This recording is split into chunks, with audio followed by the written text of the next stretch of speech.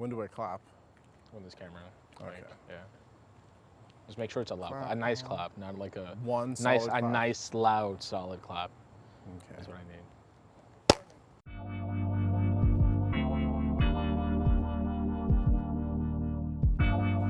All right. They call me So- One Take Reg. Could you introduce yourself? Hi, I'm Reggie Tsunami. I play bass guitar, do stand-up comedy, and I have my podcast, Tsunami Talks, which you'd all tune into. It's on Tsunami Talks, iTunes yeah. every Sunday. Is when I record it. I post it whenever I post it. I try to post it by Monday. On Monday? By Monday, it's up. Don't you start at a special time every? It's the best time. What time? We like to start at 4:20. All day. 4:20 all day. It's on my hoodie right here. So Reggie, go ahead and tell me your story. All right, I'm gonna tell you the funniest story I know. Well, it's not the funniest story I know, but the most memorable one from once you told me about this. And so remember College Humor? The Yeah. website College Humor? Yeah. They had, there was a period in internet time where pranks started and people were filming their pranks and stuff. Now they do it all the time. Like there's probably like a million prank channels on YouTube, but this is when people started getting whiffs of it. And Jake and Streeter from College Humor were pranking each other. There's this one big prank where they had Amir they had him think that he made a half-court shot at a game, and like they had everyone in on it, and it was such a great video. And they just kept doing all these prank videos. So I was watching that with my best friend Jervis. And the two of us were like, dude, let's do this. Let's start pranking each other.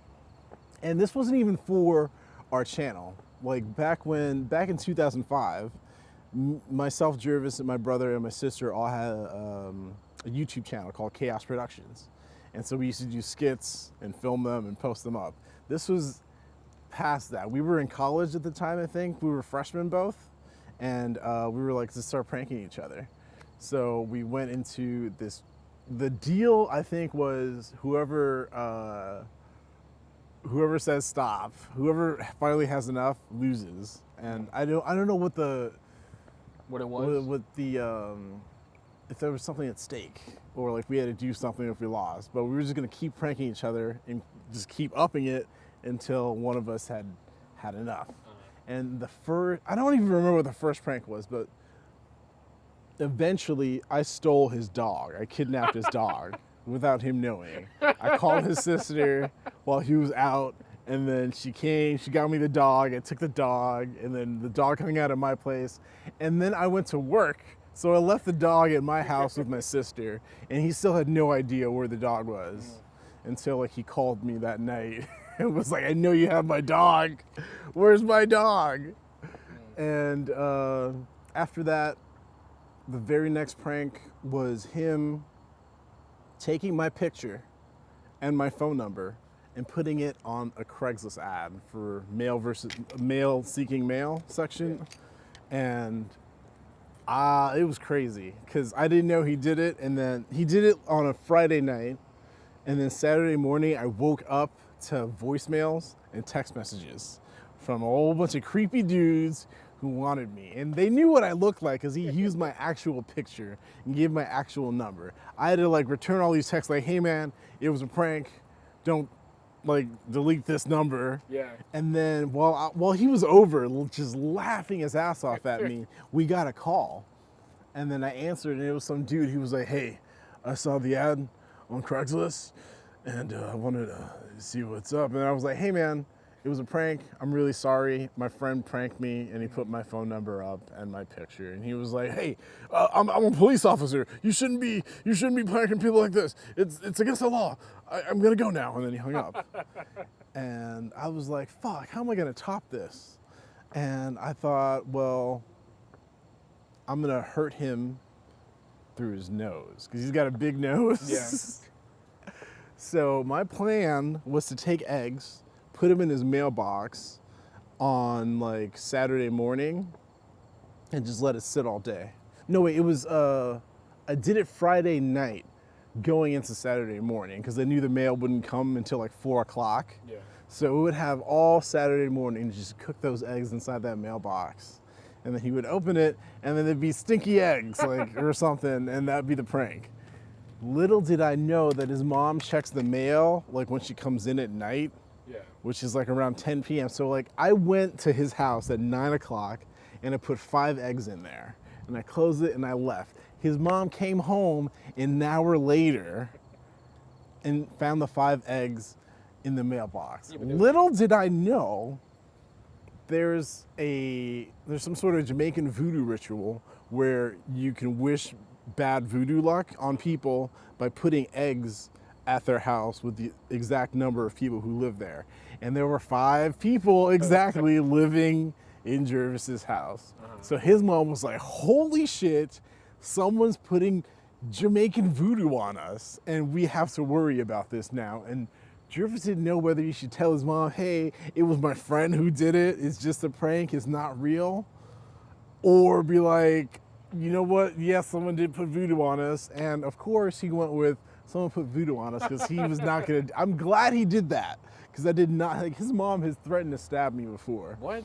Because like I spilled juice at their house once, like when I was 15 or 16. So and she was like, stabbed? I'm afraid of his mother because she once threatened to stab me over spilling some juice.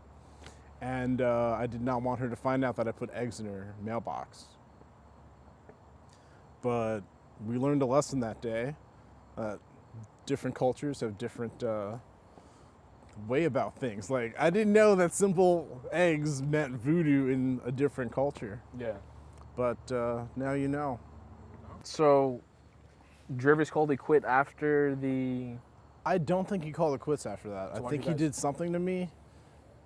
And then, I don't even know who called it quit. I think we, you know what? I think we both were like, this has gone too far. After the eggs or something? Yeah, after the eggs. I think that, yeah, that's exactly what it was. He was like, hey man, I don't want to do this anymore, but I'm not saying that I quit. Because he didn't want to quit. But I was like, dude, you technically quit since we're stopping. But he was like, no, we have to both realize that there was a line crossed here. But it was a line that none of us knew about. Yeah.